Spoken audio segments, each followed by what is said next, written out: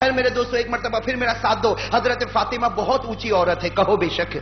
حضرت فاطمہ سے بڑھ کر کسی کا مقام نہیں. عورتوں کی سردارن ہے, عورتوں کی امیرن ہے, جنت میں جانے والی ہے, بخشی بخشائی ہے. بلکہ میرے دوستو فاطمہ وہ ہے جس کی وجہ سے اللہ ہم کو معاف کرنے والا ہے. لیکن میرے دوستو یاد رکھنا, جس وقت حضرت فاطمہ رضی اللہ تعالی عنہ کا انتقال ہوا, بھئی سب سمجھنا, جس وقت حضرت فاطمہ رضی اللہ تعالی عنہ کا انتقال ہوا, وفات ہوئی, آپ کو معلوم ہوگا ہمارے نبی صلی اللہ علیہ وسلم کی وفات کے 6 مہینے کے بعد انتقال ہوا.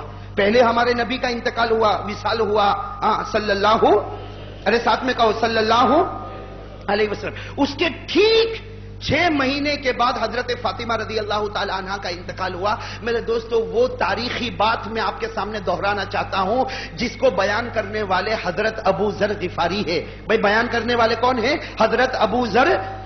میرے دوستو ذرا توجہ کے ساتھ سننا. حضرت ابو ذر غفاری رضی اللہ تعالی عنہ فرماتے ہیں اتفاق سے میں علی کے گھر پر پہنچا. حضرت ابو ذر غفاری کہتے ہیں مجھے کچھ خبر نہیں تھی, میں تو اتفاق سے عشاء کا وقت تھا, میں حضرت علی رضی اللہ تعالیٰ عنہ کے گھر پر پہنچا. حضرت ابو ذر غفاری کہتے ہیں میرے تو ہوش اڑ گئے, اس لیے کہ گھر جاتے ہی معلوم ہوا کہ نبی کی بیٹی کا وصال ہو گیا. نبی کی بیٹی حضرت فاطمہ رضی اللہ تعالیٰ عنہ کا وصال ہو گیا. حضرت ابو ذر غفاری فرماتے قسم اللہ کی, حضرت ابو ذر غفاری کہتے قسم اللہ کی, نبی کے انتقال پر جو میں رویا تھا, نبی کے وفات مبارکہ پر جو میں رویا تھا, اس کے بعد جو میرا دل ٹوٹا ہے تو حضرت فاطمہ کی وفات پر. لیکن حضرت ابو ذر غفاری رضی اللہ تعالیٰ عنہ کہتے ہیں کہ مجھے وہ گھڑی برابر یاد ہے. سننا, حضرت ابو ذر غفاری رضی اللہ تعالیٰ عنہ کہتے ہیں مجھے وہ گھڑی برابر یاد ہے کہ حضرت فاطمہ رضی اللہ تعالیٰ عنہ کا مبارک جنازہ اٹھایا گیا. حضرت ابو ذر غفاری کہتے ہیں کہ جنازے کے 4 کندھے ہوتے ہیں. آگے کا کندھا حضرت علی رضی اللہ تعالیٰ عنہ نے دیا تھا اور دوسری طرف ان کے بڑے بیٹے حضرت حسن تھے, اور فرماتے کہ پیچھے ان کے چھوٹے بیٹے حضرت حسین تھے, اور چوتھے کندھے پر میں تھا. حضرت ابو ذر غفاری رضی اللہ تعالیٰ عنہ فرماتے ہم 4 تھے, حضرت علی تھے, حضرت حسن تھے, حضرت حسین تھے, اور چوتھے نمبر پر حضرت ابو ذر غفاری فرماتے میں خود تھا. کہتے پھر آہستہ آہستہ لوگ آتے گئے, کچھ لوگوں نے آنا شروع کیا, لیکن حضرت ابو ذر غفاری رضی اللہ تعالیٰ عنہ فرماتے ہیں وہ نبی کی بیٹی کا جنازہ کیا جنازہ تھا, وہ نبی کی بیٹی کا دنیا سے جانا بھی کیسا جانا تھا. حضرت ابو ذر غفاری کہتے ہیں کہ میں بار بار کوشش کرتا تھا کہ علی کو رونے سے روک دوں. حضرت حسن اور حسین دونوں معصوم بچے تھے, ان کو میں رونے سے روکوں, لیکن ابو ذر غفاری کہتے ہیں کیسے روکوں, اس لیے کہ میں اپنے آپ کو روک نہیں پاتا تھا. حضرت ابو ذر غفاری کہتے ہیں اپنے آپ کو روک نہیں پاتا تھا. وہ نبی کی بیٹی کا جنازہ جاتا ہو, اور میرے دوستو اندازہ لگاؤ حسن اور حسین کے دل پر کیا گزرتی ہوگی. بھائی حضرت حسن ابھی بالغ نہیں ہوئے, حضرت حسین ابھی بالغ نہیں ہوئے, ایک کی عمر 7 سال کی, ایک کی عمر 8 سال کی. 8 اور 7 سال کے بچے کو جب معلوم ہو کہ میری ماں کا جنازہ لے کر جاتا ہوں تو بتاؤ ان کے دل پر کیا گزرتی ہوگی. میرے دوستو اندازہ لگاؤ ان کے دل پر کیا گزرتی ہوگی. خیر حضرت ابو ذر غفاری رضی اللہ تعالیٰ عنہ نے بڑی عجیب بات کہی. اسی بات کے لیے میرے دوستو سمجھو میں یہاں پر آیا ہوں. حضرت ابو ذر غفاری رضی اللہ تعالیٰ عنہ فرماتے ہیں کہ جب قبر تیار ہو گئی اور وقت آیا کہ حضرت فاطمہ کو اب قبر میں رکھا جائے, یہی مدینے پاک میں جنت البقیع میں حضرت فاطمہ رضی اللہ تعالیٰ عنہ کی قبر مبارک, جو حضرات وہاں جاتے ہیں اور اگر ان کو کچھ تاریخ کا علم ہو تو انہیں معلوم ہوتا ہے کہ حضرت فاطمہ رضی اللہ تعالیٰ عنہ کا مزار مبارک کہاں پر ہے. میرے دوستو حضرت ابو ذر غفاری فرماتے جب قبر تیار ہو گئی اور اب حضرت فاطمہ کے ساتھ ساری کاروائی ہو گئی, اب قبر میں رکھنا ہے.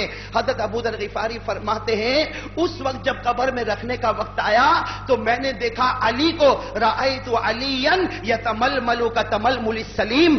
کیا فرماتے حضرت ابو ذر غفاری کہتے رأیت علیاً یتململ کتململ السلیم. حضرت ابو ذر غفاری کہتے میں نے علی کو دیکھا وہ زمین پر ایسا تڑپ رہے تھے جیسے کوئی سانپ کا ڈسا ہوا تڑپتا ہے.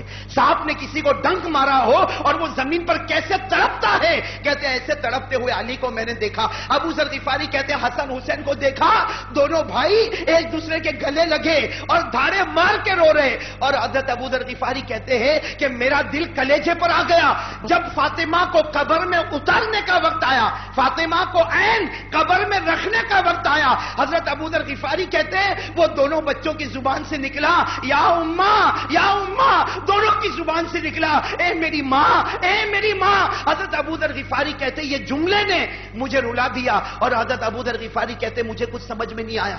حضرت ابو ذر غفاری بیان کرنے والے کہتے مجھے کچھ سمجھ میں نہیں آیا۔ کیسے سمجھ میں آتا میرے دوستو؟ نبی کی بیٹی جا رہی ہے، علی جیسا شیر خدا تڑپ رہا ہے، حسن اور حسین جنت کے بچے یہ دونوں رو رہے ہیں۔ حضرت ابو ذر غفاری فرماتے مجھے کچھ سمجھ میں نہیں آیا، میں نے زور سے قبر کو کہنا شروع کر دیا۔ حضرت ابو ذر غفاری کہتے میں نے کس کو کہا؟ علی کو تو کچھ کہہ نہیں سکتا، وہ تو تڑپ رہے ہیں۔ حسن اور حسین کو بھی کچھ نہیں کہہ سکتا، وہ دونوں بچے ماں ماں ماں کہہ کے پکار رہے ہیں۔ بھائی ان دو بچوں کو میں کیسے خاموش کروں جن کی ماں انہیں چھوڑ کر ہمیشہ کے لیے جا رہی ہے؟ اس لیے حضرت ابو ذر غفاری فرماتے جوش میں آ کر میں نے قبر سے کہا۔ کیا قبر سے کہا میرے دوستو؟ وہ سن لو، دل کو ہلا دینے والی بات ہے۔ حضرت ابو ذر غفاری رضی اللہ تعالی عنہ نے کس سے کہا؟ بھائی ساتھ میں کہو، کس سے کہا؟ قبر سے۔ کیا کہا؟ یا قبر اتدری من التی جئنا بها الیک، هذه بنت رسول اللہ، هذه زوجۃ علی، هذه ام الحسنین۔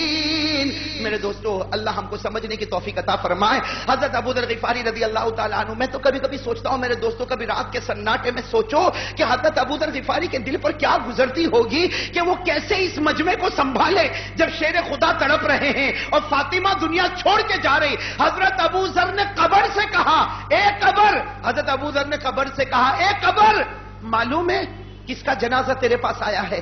اے قبر معلوم ہے کون سا مبارک بدن تیرے پاس آیا؟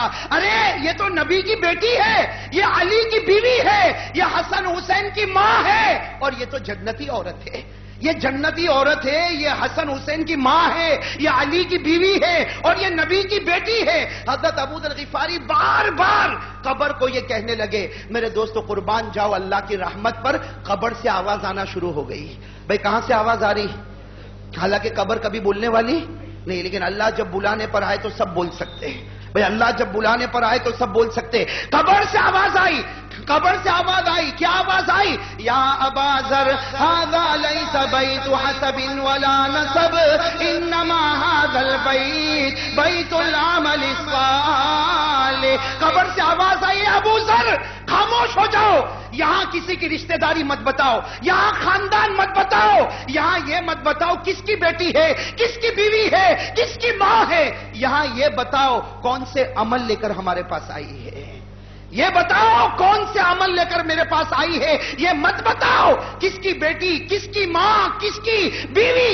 یہاں تو قبر کا معاملہ یہ دنیا میں معاملہ ہوتا ہے، خاندان اونچا، بنگلہ اونچا، بلڈنگ اونچی، قبر کے اندر سوائے کفن کے کپڑے کے کچھ بھی نہیں ہوتا، اور اگر گنہگار ہے تو 1 گھنٹے کے اندر کفن کا کپڑا بھی چیرا چیرا کر دیا جاتا ہے۔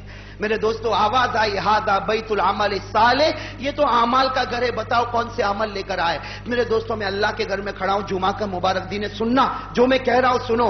میرے دوستو یہ آواز جو آئی یہ فاطمہ کے لیے نہیں آئی، کہو یہ آواز فاطمہ کے لیے، ارے کہو یہ آواز فاطمہ کے لیے، اس لیے کہ فاطمہ تو بخشی بخشائی، ارے کہو نا فاطمہ تو بخشی بخشائی، جنتی عورت ہے، تمام عورتوں کی سردارن ہے، تمام عورتوں کی امیرن ہے، اور حضرت فاطمہ سے بڑھ کر کسی عورت کا مقام نہیں۔ یہ آواز فاطمہ کے لیے نہیں میرے دوستو، یہ آواز میرے اور آپ کے لیے آئی تھی، یہ آواز میرے اور آپ کے لیے آئی تھی۔